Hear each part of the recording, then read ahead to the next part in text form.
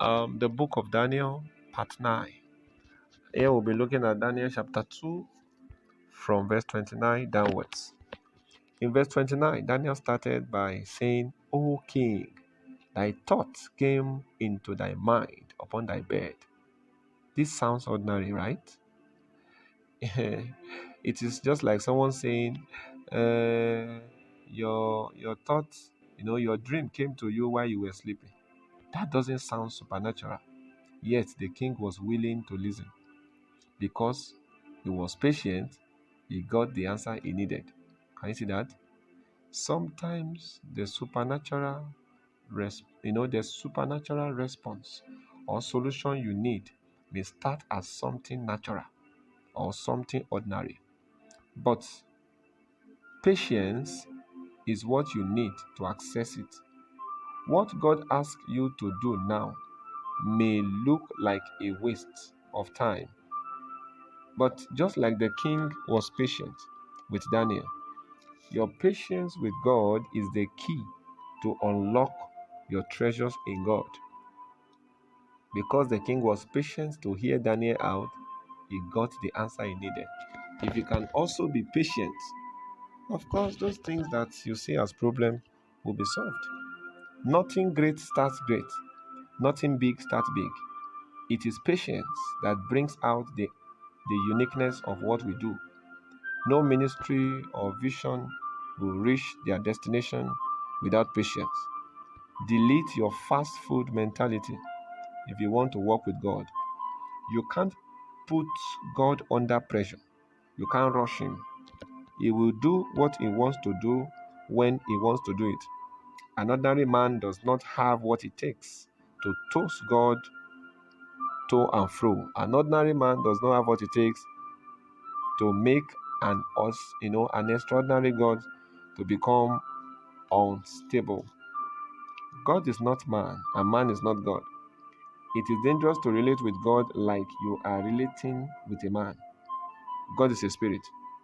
Those that will relate with him must do so in spirit and in truth. In verse 30, Daniel said, the secret was not revealed to him because he was the wisest, but because it pleases God to show the king the meaning of his dreams. This is the height of humility. You have the key, yet you still did not magnify yourself. That is humility. Self-magnification is pride. The content of the dream was revealed in verse 31 to 35.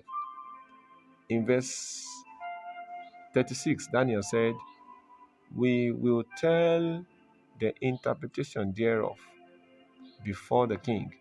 It was only him that was standing before the king, yet he used the word we instead of I. This is the picture of a man that is dead to self. Daniel did not show the king that he did it alone. He knew that the success was a collective one. It was a team success. So he used we because he was acknowledging the labors of his three friends who prayed together with him. 4 people prayed for the solution, but only one of them stood before the king. Why? This was because he was the one that the secret was revealed to. If you pray together as a team to get a revelation from the Lord, and God decides to show you the mystery you are all looking for, don't come out to say, I found it. No, the right thing to say is, we found it. You must be wise to recognize the labors of others. It is by grace that God chose to reveal secrets to you. It was only Daniel that stood before the king, yet in the palace before the king, he didn't act like he did it alone. He spoke like it was the 4 of them that stood before the king. Acknowledging others will not reduce your worth. Humility is not stupidity. Speaking good of others doesn't make you become inferior. Wisdom is profitable to direct.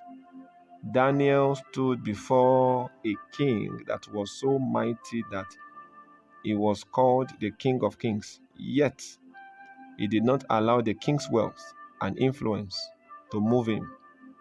In verse 37, Daniel, Daniel is not that type of preacher that will change his message because a governor or even a president is in the congregation.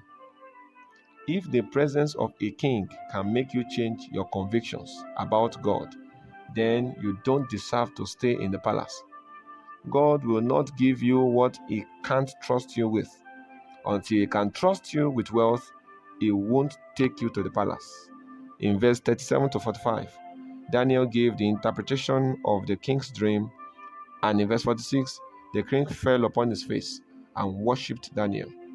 If the king of kings, called Nebuchadnezzar, could worship Daniel, then you know that God is more than the king of kings. So king of kings is is the is the title of a man, not God. God is superior to that. He is superior to the King of Kings. Calling God King of Kings is like you are reducing him. Don't give him titles that men can carry. God is not your mate. Foolishness is what makes you compare the Creator to his creatures.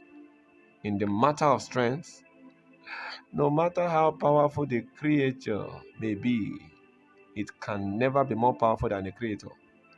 The king that does not bow to man, the king that has never bowed his head to anyone before, now bowed to Daniel. He worshipped Daniel like he was worshiping his God. He began to make oblation and sweet odors to him. Suddenly they turned him into a god. Beware of those who are ready to make you a god. When people try to put you in the place of God, then when people try to put you in the place of God in their lives, put them in order immediately, because that can be dangerous. Occupying the space that only God can occupy is dangerous. The word worship, as used here, means celebrate. So when the Bible says they worshipped him, it means they celebrated him. With all the attempts of Daniel to reveal God, the king still chose to make him a god. Don't let people move you against God. You have to be careful. This is the wisdom of God. Don't sell it.